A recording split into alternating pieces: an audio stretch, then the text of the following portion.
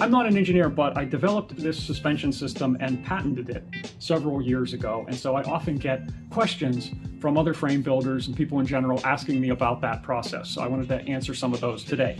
Did I work with a lawyer in getting the patent on this suspension system? Yes, I did. Was it expensive? Yes, it was over $8,000 and that was several years ago. So I have to imagine that's even worse these days. But one thing I would like to point out is that a large portion of it is searching out prior art.